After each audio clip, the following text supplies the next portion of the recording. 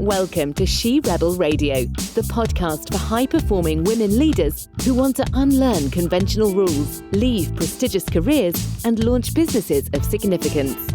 Each week, She Rebel Radio brings you insights and advice from women entrepreneurs who transformed their prestige prisons into daring entrepreneurial success stories.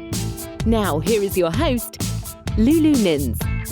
So I'd love to welcome Mary Lobo to She Rebel Radio. Hi Mary, how are you doing today?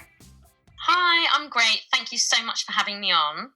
It's super exciting, and I'd just love to tell the listeners a little bit about how we met. We met at a networking event initially, and we had a coffee last week, and that's how we decided to get you on the show. Yes, we didn't stop talking, so thought, let's record it. Yeah, absolutely, because you had some really good insights into, how you started your business, and also, that kind of lack of support and feeling like we're not supported in our businesses. Yes. So to start, can you tell us a little bit about Skinirvana, your business, and how you got started? Okay, so Skinirvana really came out of me needing to treat my own skin because I had bad skin as a teen, and then in my 20s I had really reactive skin. I had acne, rosacea, I had eczema. I was just always had problem skin. I couldn't find anyone to help me. I'd been to a dermatologist, and that's when I really started addressing the issue myself by looking into aromatherapy, blending my own oils and treating my skin for myself. And I managed over 6 months to completely transform my complexion, and to this day I've never had the same problem since. And from that, I set up my own facial salon to help heal other people's skin. And then I brought my facial oils to market. So now I don't do the salon anymore, and I have my product, which I supply to shops and online beauty websites. Amazing. And have you been with your own oil that you brought to market? Is that about 2 years that you've been doing that for? Yes, 2017. Amazing. And what were the circumstances around you deciding to do that, to create your own product and put it on the marketplace? Because when I had my salon in London and I had lots of clients that I was looking after, and I was blending oils for them when I was doing their treatments, unfortunately I had to close my salon because I went through a divorce and I had to relocate. And when I relocated, I didn't really want anything to do with it anymore because I was trying to sort of get my head together, and I had a young baby, a 1-year-old, and I was in a new area, and I was just trying to resettle, but I was still getting clients contacting me asking me to make them oils and to send them in the post. And then I thought to myself, and then as I managed to sort of heal myself from the divorce, I thought, okay, why don't I actually bring this to market? Because the oil that I was sending people is the same oil I've used for the last 10 years and has kept my skin completely clear. And people wanted the product, so I started making it in small batches. I still make in small batches. I got it safety tested, I brought it to market, and then I really started advertising it. And that was in July 2017. Amazing. So I love that out of, it sounds like quite a difficult time, totally relocating, having a relationship breakdown, being a new mum as well, you decided to take your business in a different direction. Yes, with my back against the wall. And I think that, again, as many entrepreneurs will attest, often it's because you've got nothing else left to lose, really. And so why not? Why not? Why couldn't it work? I've got nothing else to lose. I still had my clients still contacting me, and I thought, I'm just going to give it a go. What's the worst thing that can happen? I don't have any overheads because I buy my oils, my pure oils in bulk, and I make them from home. So the overheads are my stock cost, but even if no one bought my oil, I'd still be using the oil on myself. So I just thought, I'm going to do it, and I did it. Yes. But saying that, I did put a lot into it. I've invested a lot of money with the packaging and with all my marketing, but still I was always in a position where I could manage it myself financially. And two really interesting things there. One is I had nothing else to lose, that I found myself in that position, that when I make those big moves, those big baller moves, is usually when my back is really against the wall, when you feel like things can't get much worse. Yeah, that's exactly how I felt. I thought, I've got nothing to lose. And also, I've always been a virtual assistant, executive assistant, and I've done that work on the side. So that's enabled me to always make sure I had an income. And you were a journalist before that, so you've had a few different careers and made your moves. Yeah. I feel like I've had about 3 different lives. yeah. And I think we can totally do that now, can't we? We don't have to have the same career for kind of 50 years and then retire and that's the end of it. And really interestingly as well is that you were, and I think this is really important, just continuing to solve a problem that people were having that was still contacting you for. Yes, and also all the skills from my other jobs have come in useful for what I'm doing now, because I've written my own press releases. Because I was a journalist, I know how to approach the press. I've written my own press releases. I've written my own copy. I now have magazines like Natural Health magazine. They'll contact me to write up a piece for them, some editorial. So I have that skill set from my journalism days. Also, because I'm teaching people about how to maintain their skin, I do lots of facial massage videos. Being on screen isn't my happy place. But again, I was a journalist, so I know how to hold myself on screen. So all of those years and all of that experience comes into play now in my work, as an owner of a skincare company. And also having been an executive assistant, I know how to organise myself and do all my admin, and I do all my own accounts. So all of those skills I've used now to become I am my accountant, I'm my marketing person, I am my PR woman, I am, head of HR of myself, and that's what it's like. Yeah, and in the first couple of years, you really have to learn your business from the bottom up, don't you? And do all of those different roles. Yes. Yeah. What would you say bringing a product to market, and you've mentioned getting it safety tested and doing that, on your own with, loads of stuff going on before that. What would you say has been your biggest challenge in that 2 years? My biggest challenge, which still remains my biggest challenge, is not having to seek validation from elsewhere. For example, with my product is the product I made to treat my own skin that still 10 years on I'm making and I'm selling to other people. But, some people, they will dismiss that what you're doing or your job as just maybe being just something that's a hobby, or, people like to downgrade sometimes of your successes. Like when I was a journalist, that was something concrete. That was something that people can understand. Okay, you're a journalist. That means a certain level of success. But when I say I now have my own skincare company, people who maybe know me or people who've known me a long time, it's like, oh, right, yeah, you blend some oils at home. It's not always taken as seriously as I would like. Although, now that the business has grown and it's being sold in places, it is, it's a serious business. But I don't know, sometimes people, because they can't always see it, they can't always see your successes, so it's can be dismissed, and to not, I suppose the challenge there is to not get offended or not to seek validation from those people. Like, it doesn't matter. Like, I know the success of my business, I know what I've achieved, and I don't need 10 people behind me patting me on the back. I have to do that for myself. Yeah, and that is a real challenge. Same for me in terms of, you said there, like, oh, you're a journalist, we know what that is, that's your marker of success. Same for me as a lawyer, you're a lawyer, we know what that is. Oh, now you've just got XYZ. But we get used to, don't you think, when you're younger and you are successful, to having that validation from others.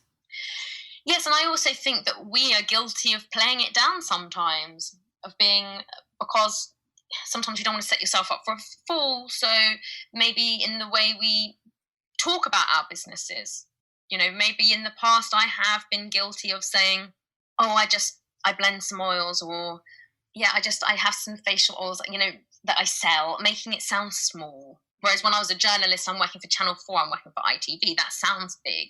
And maybe we're also guilty of the way we present ourselves to other people. When we're just starting out, whereas now I'm different, but I think when I was starting out, I played everything down, definitely.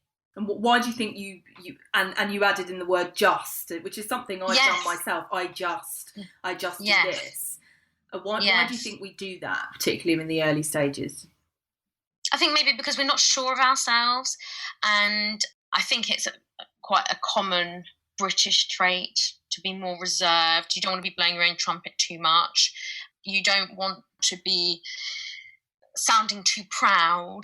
Also, I think that, that I've mentioned to you before, I think that when we're in a company, you know your place, you know where you stand against your peers, you know how good you are, you know who's the best in the room, who's the worst, and you know where you sit within that.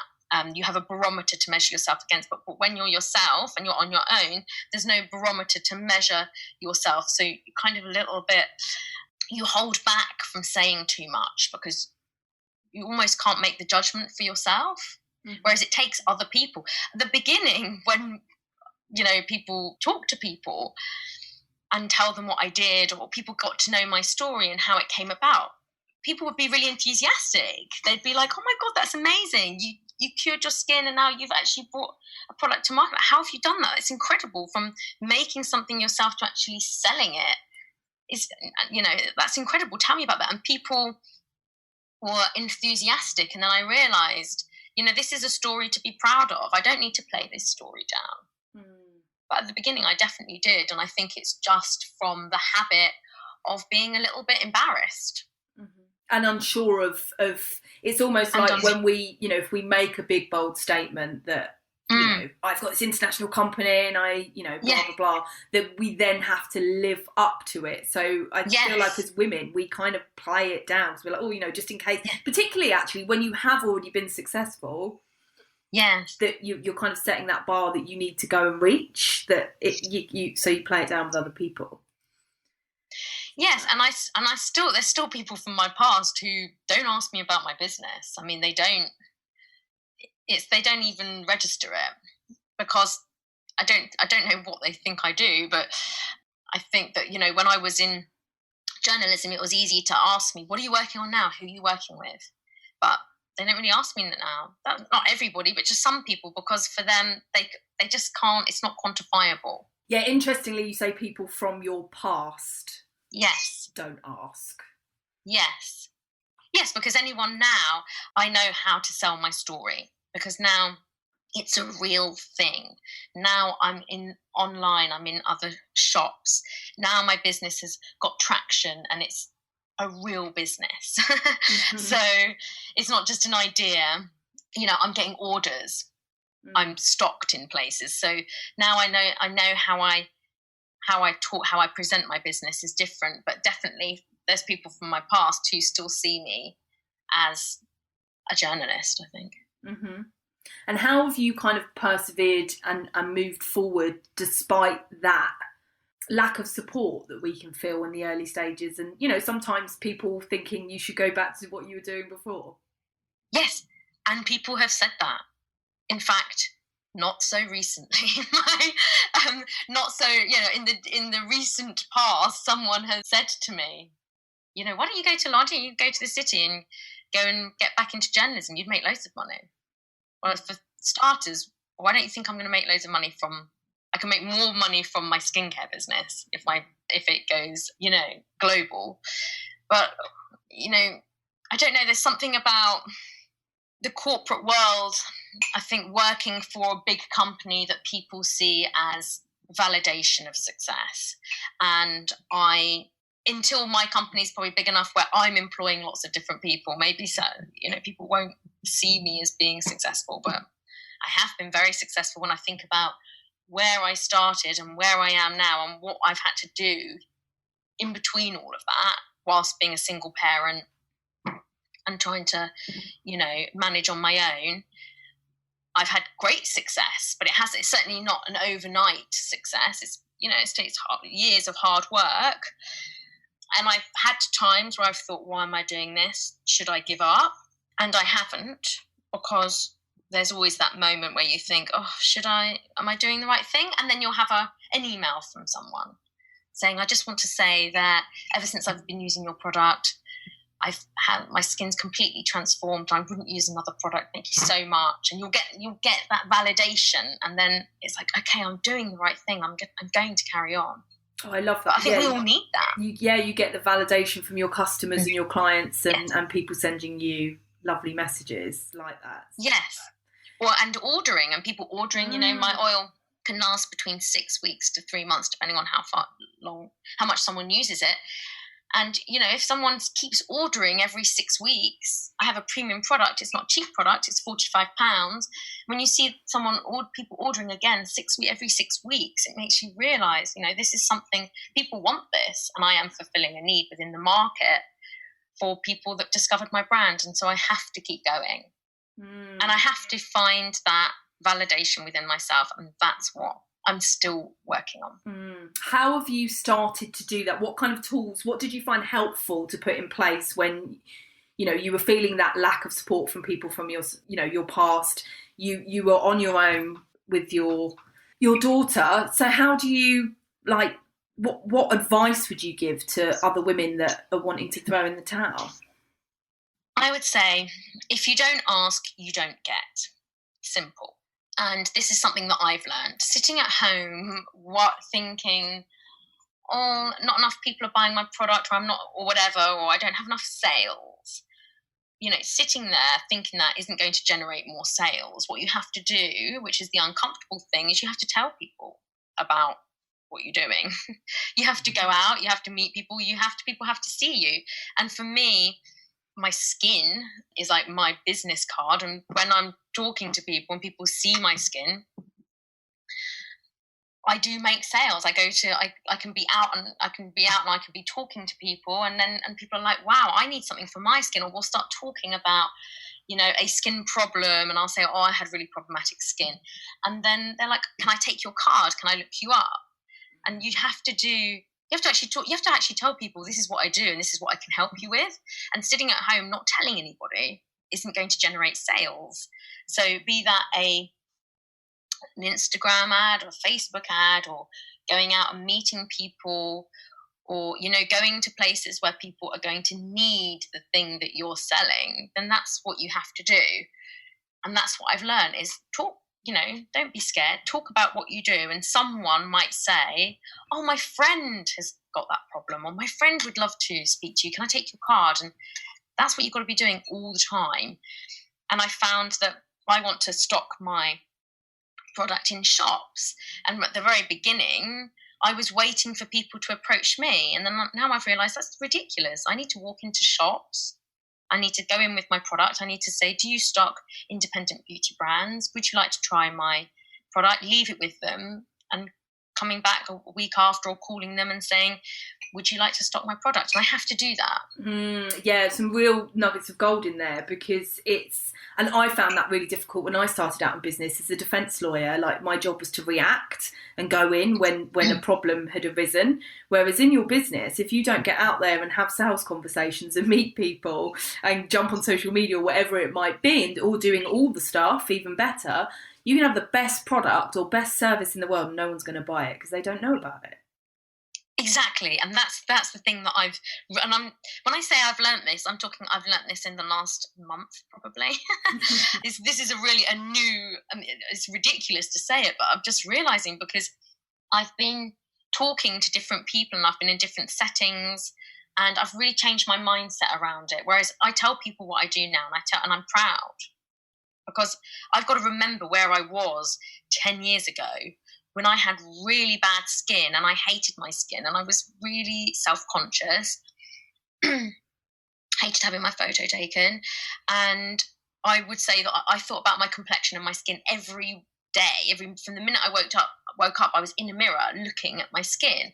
And I've got to remember what that felt like, because now that doesn't exist in my life anymore. But I remember what that was like, and wanting to fix that problem. And there are other people who have that problem now and who would love to talk to me and get some insight, and would love for me to be able to help them. And so I just need to tell people what I do, instead of waiting for people to approach me. That's not the right tactic. But it's taken me a while to understand that that's the only way to do it. You need to show people what you have. You need to be a salesperson, a marketing person in any business if you haven't got that. And I also love what you said there in terms of make it about your clients or your customers, because if they don't know about your product and they need it, then you're doing them a disservice if we don't tell them about what you do or what you sell. Yes, precisely. And just having, and it's not about, and just getting over this whole idea that you're being egotistical or you're being too proud. And it's not about those things. You're not being either of those things. You're just telling people, this is what I do, and this is how I can help you. I think you've mentioned already, and I know we've talked about it, is that it's quite a British thing to do. We don't like to shout from the rooftops about what it is that we do. So do you find for British women in the UK that is a particular hurdle for us to get over?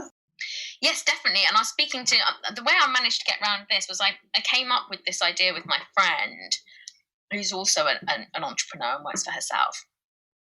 And I said, I have to talk about Skinirvana. I have to talk about my business as if I work for Skinirvana, as if Skinirvana is not me. Because I can feel quite precious and judged and a bit kind of more reluctant to big up your own product. But if you think of it in terms of, I work for Skinirvana, I'm a Skinirvana representative, you have a different attitude towards it. Like, as I think to myself, when I've worked for other people, you know how you're passionate about the product that you're selling or the company that you're working for, and you feel safe because you're in the confines of you work for the company. But when it's your own thing, you become, it's almost, it's like your baby, and you become very self-conscious. Yeah. I changed my mindset and thought, I'm going to stop talking like it's my product and talk as if I'm someone that works for the company. Yeah. And that's worked for me. Yeah, I love that. And there's two things coming up there. One is that it's personal. With women starting businesses, it's all heart-based, very meaningful businesses that women are really stepping into and starting. So it can be very personal if people say no, or they don't like your product or your service, or there's a rejection piece. But also around that is, and this is a great question for you actually, and I've done this myself, would I hire me today? Yeah. And really, stepping into that you work for the company. You're not, it's not self-employed trader, etc. It really is stepping out as a representative of your company and your product. Yes. And I would say, with British women, as we were talking about, compared to our American counterparts, I think we are less confident within ourselves about taking ownership of our successes. Because I don't know, I think it boils down to the very British way of being probably more reserved, and we're just not used to being outspoken so much about what we do. How important has it been for you to surround yourself with other women who have businesses? Oh my God, it's the most important thing, I would say. The most important thing for me, because I find the other women that I surround myself with, they are inspiring. They're people that I admire, I look up to, and I want to be more like them. And I think that's really important. I look at them and I see qualities in them that I lack, and so I really enjoy being in their company because there's so much for me to learn from them. And likewise, I help them in certain areas, things that they're less confident with. With a lot of my friends, I write the copy for their website, or I can help them do a press release because that's my skill set. And then there's other things that they will help me with, like they might come up with ideas on how to promote my oils or other people that I should collaborate with, and kind of we all feed off each other in that way. Yeah, and it's a totally different conversation, isn't it? I can sometimes find it difficult to go out with friends that are not entrepreneurs or business owners, because you want to talk about your business, don't you? You want to talk about what's going on and what's happening and what's next. Yes, and I've had, there's been so many people that have supported me, like really supported me, because we all have down days. And I think when you're working for yourself, by yourself, you can become very insular, and you might have a problem that you don't talk to people about. And there's so many of my really good business decisions have been because I've met someone for a coffee and said, I don't know, this person's approached me about this and I don't know what to do. They've asked me to provide this much product and they want to buy it at this price, but I can't afford that. What should I do? But I want to keep that contact, because at the beginning you're just trying to make business contacts all the time.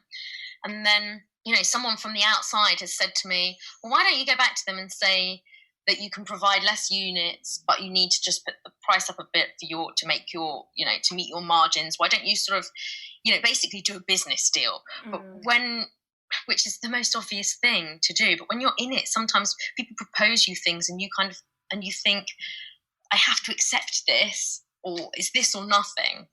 And sometimes it's taken, a chat with someone to say, well, why don't you go back and counter propose this? And I was like, oh yeah, I can actually do that because I'm a business. I can do that.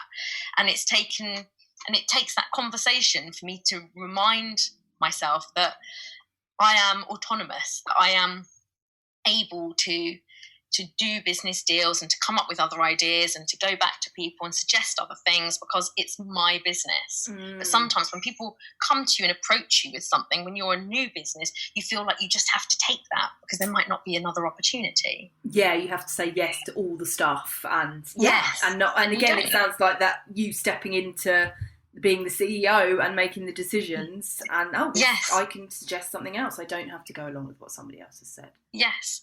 And it's taken, that's why I need all these other people in my life. My support network in my business is invaluable to me. And has that been an important part in finding that validation and that support that, we don't always get from the past? It's finding people in the future that are going to hold you accountable to that next version of who you are. Yes. Oh, completely.